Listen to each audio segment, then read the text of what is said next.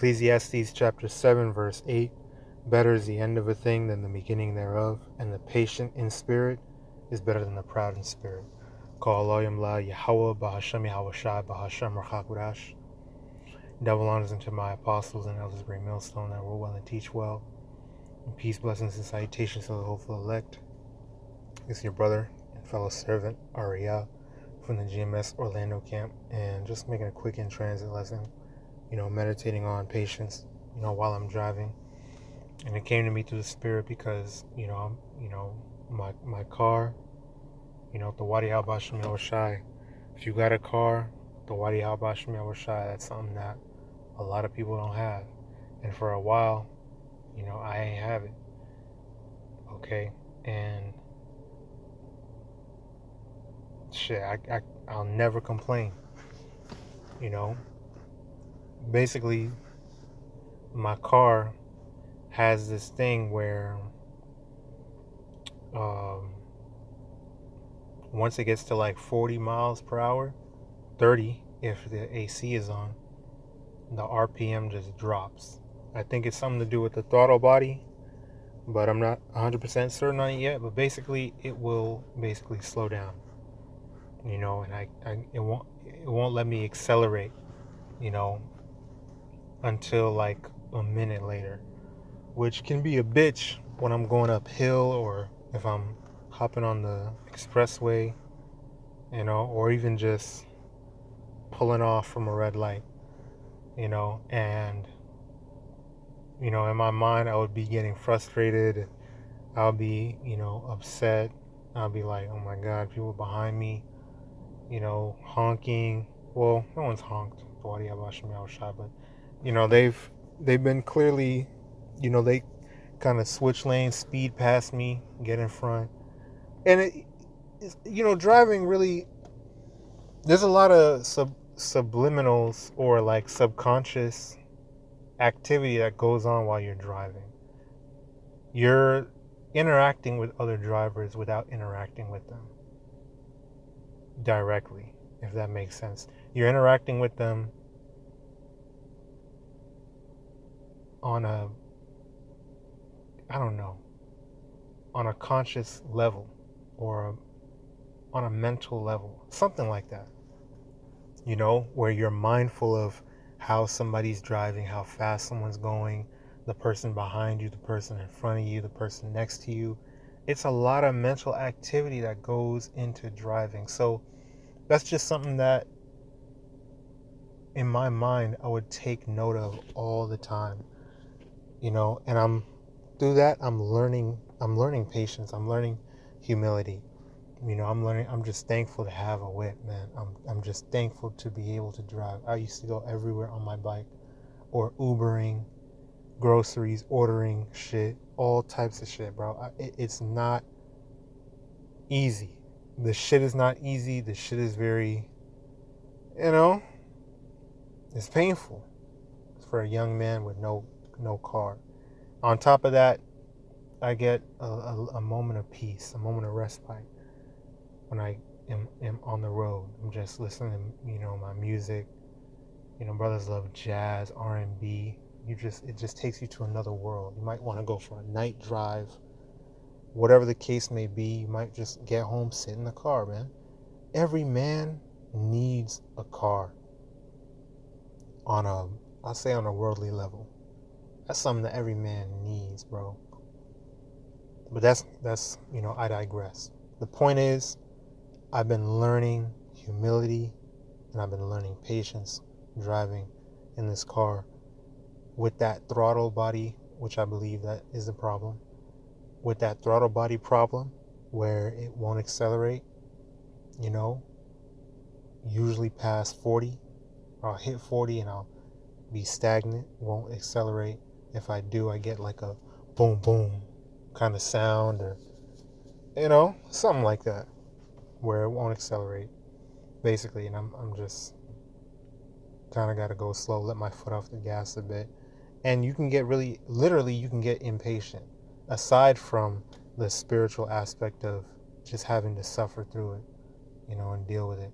But I'm learning that it's the Lord you know, on a on a on a driving on a driving aspect, you realize, like, commuting to the plantation and back, commuting to gas station, wherever, you kind of realize niggas is speeding for no reason. I'm not one of them people that is like, there's no point in going a bit faster than the speed limit. You're not going to go any faster. You're not going to get to your destination any faster. No, I'm not. I literally just had experience of, kind of speeding it up, and it making a huge difference whether or not I got to the plant on time. It definitely makes a difference. But for the most part, you know what I'm saying? People is speeding for no reason. When you're an experienced driver, you really don't need all the extra shit. You don't need a fast ass car, sports car, that can go 90 as soon as you hit the gas pedal. Hey, take it from me. I ride with the elder, our beautiful elder brother Gabar, all the time. Going to camp, going to fellowship, and he's an example of an experienced driver. You don't have the fastest car, none of that. No bells and whistles and all the extra shit. He's experienced. He knows when to change lanes. Okay, if he changes and it's going to lead to, getting stuck in a slower lane, because sometimes a lane may look faster, but you change and it's actually slower, and you got to change back, and you might not even get the chance because cars are speeding past you, and you don't get the chance to change. You're stuck in the slower lane. He, through experience, knows when to change. He, through experience, knows when to, press on the gas a bit more. He knows when to go, when to stop, blah, blah, blah, all that, through experience. So through experience, I realized niggas is speeding for no reason. These devils is speeding for no reason, rushing, weaving in and out, cutting up in traffic. You rush into a red light, and sometimes the red light will be right there. I'm talking about, it'll like just turn red a little bit ago, and we're turning, and they're speeding. Like, what's the rush? You speeding to get to a red, you speeding just to stop. Relax, you might as well take your time. Okay? Putting your car through all that shit, using up gas, doing all that speeding. And another thing, learn to be diligent and, disciplined in terms of punctuality. Be on time. Be early if you can. There's advantages to that. People recognize that. Okay? Growing up, this shit is annoying. I don't want to do all this extra shit. Because in the world, it's the world. It's bullshit. It's smoke and mirrors. But we're not doing it for the world. We're not doing it for the people of the world. We're doing it as unto our Lord, man. As unto our Lord and Savior YAHAWASHI. Just as he did for us. You think he had the attitude like, man, what's the point of this shit?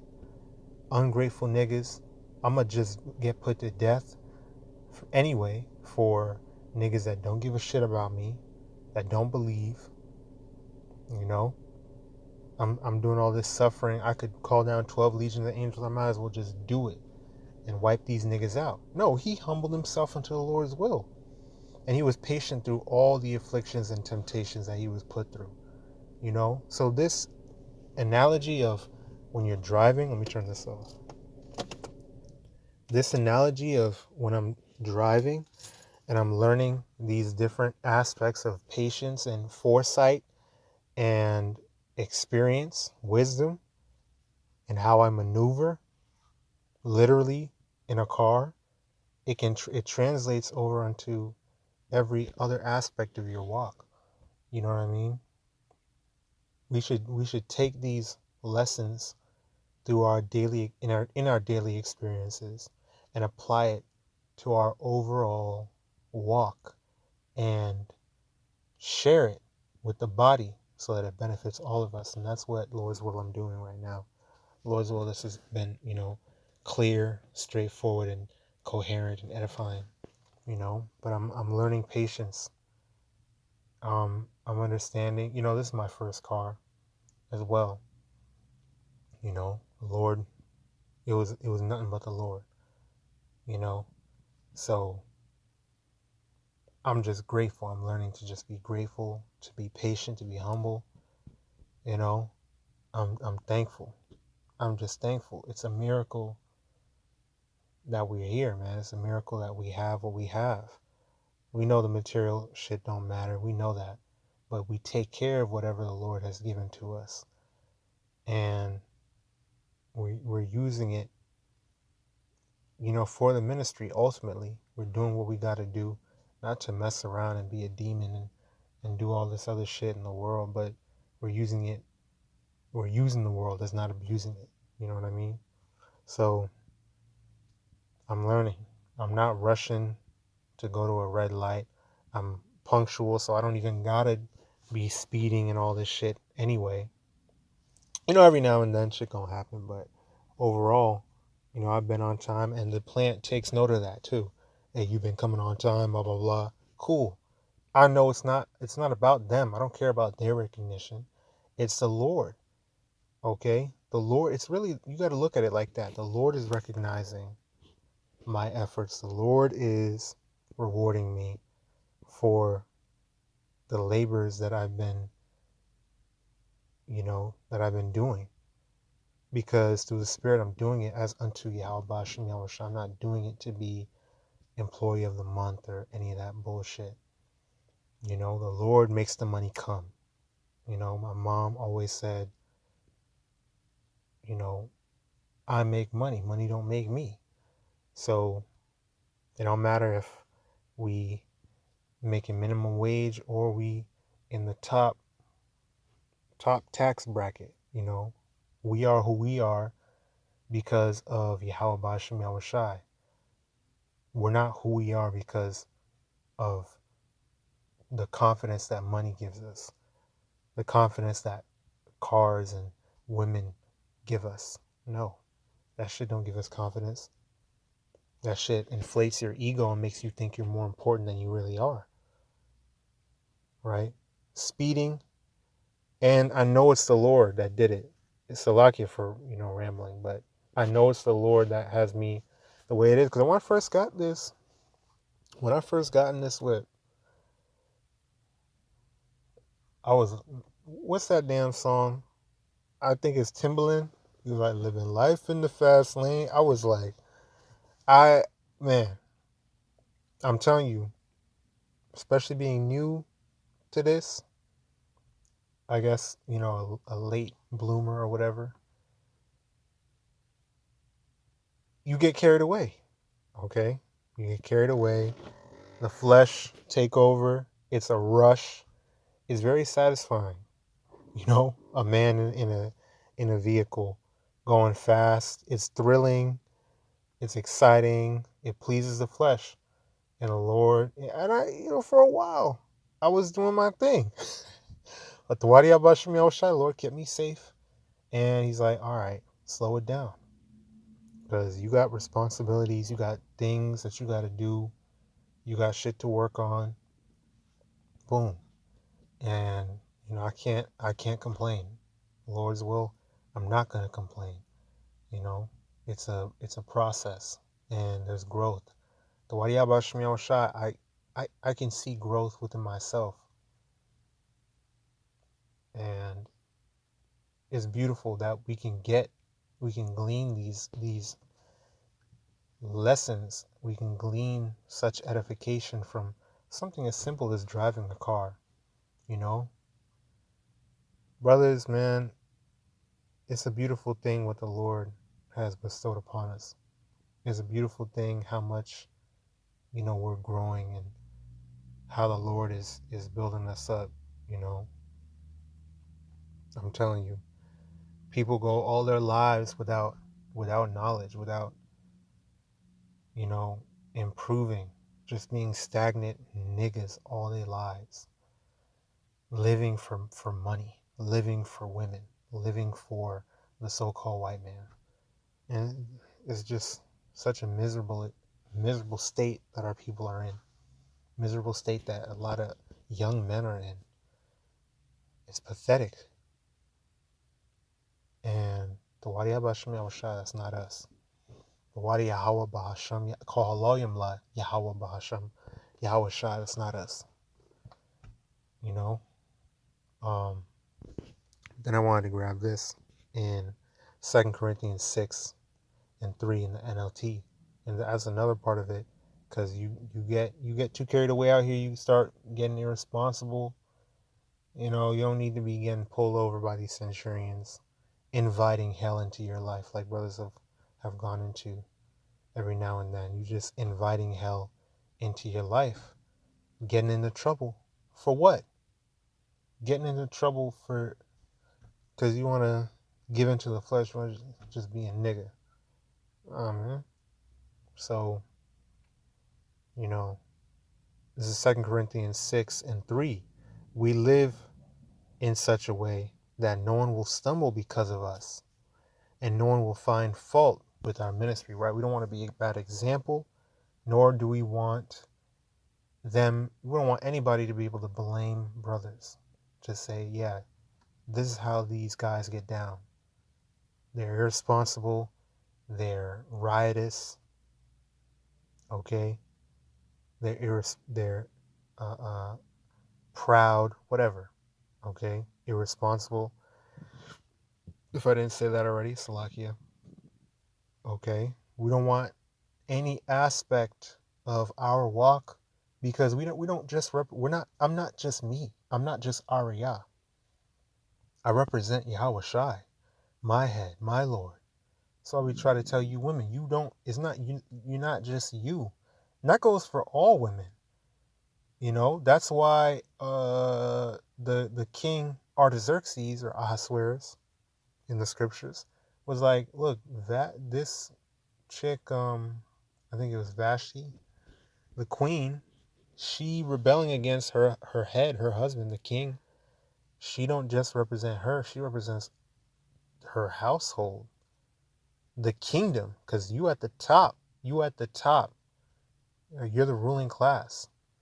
That's the king, and you're the queen, right? Which we don't have queens, but nevertheless, brothers' wives is still, princesses. They're still in the highest position.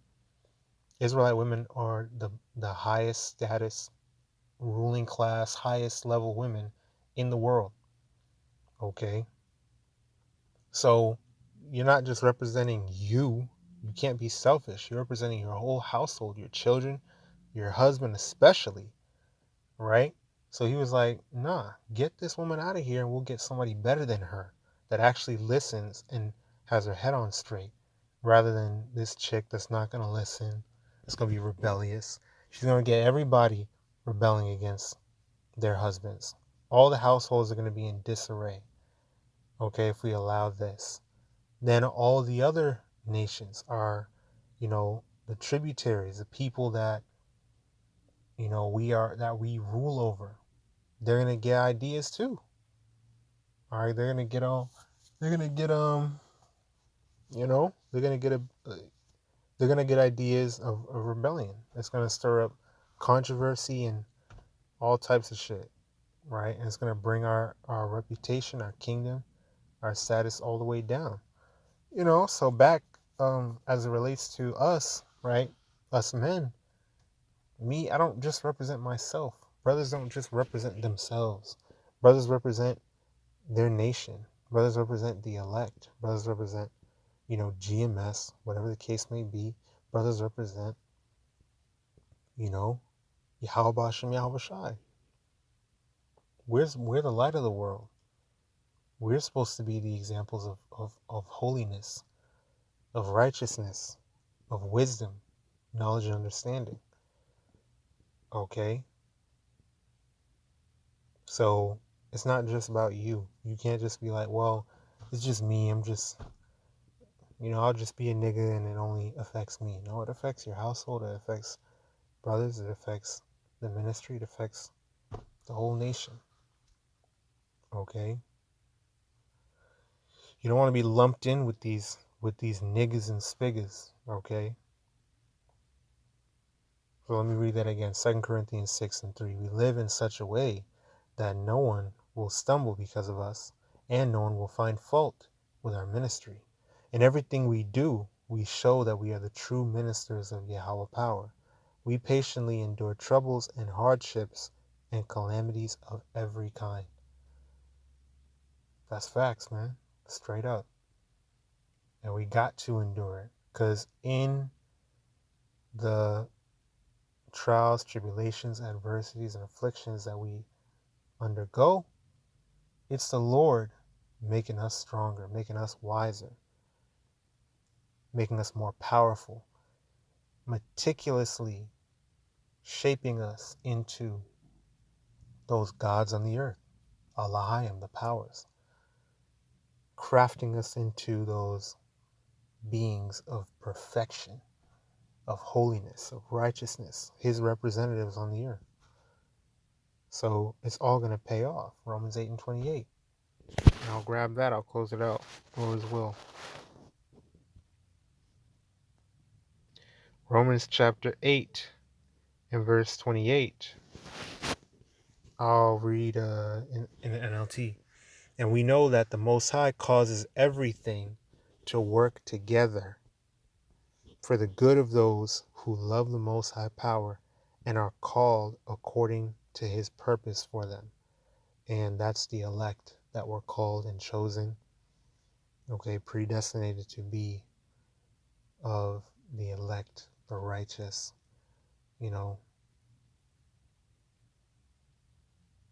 to be delivered ultimately. Okay, Lord's will were part of that number, starting with the 144,000 men and the rest of the elect men, women, and children. But I'll go ahead and close it out. I didn't even intend for it to be this long, but that's the spirit. Call YAHAWASHI. Lord's will, we can not only speak these things, we can not only speak the truth, but apply it. That's wisdom right there. Applied knowledge, not just having knowledge and not using it, not utilizing it, just sitting on knowledge. That's not wisdom. That's not power. Applying that knowledge, utilizing it, okay? That's wisdom. That's power. Wisdom is power. And yeah, man. So pray this is edifying, exhorting, and uplifting to the spirit and power of YAHAWASHI, YAHAWASHI. YAHAWASHI, YAHAWASHI, KAYAHAWAH, QADASH, bestowed upon me to bring out this lesson and push forth this word. Peace, blessings, and salutations to the hopeful elect. Lord's will, we may be a part of that number. Double honors to my apostles and elders of great millstone. And call HALALYAM, YAHAWAH, BAHASHAM, YAHAWASHI. Shalom.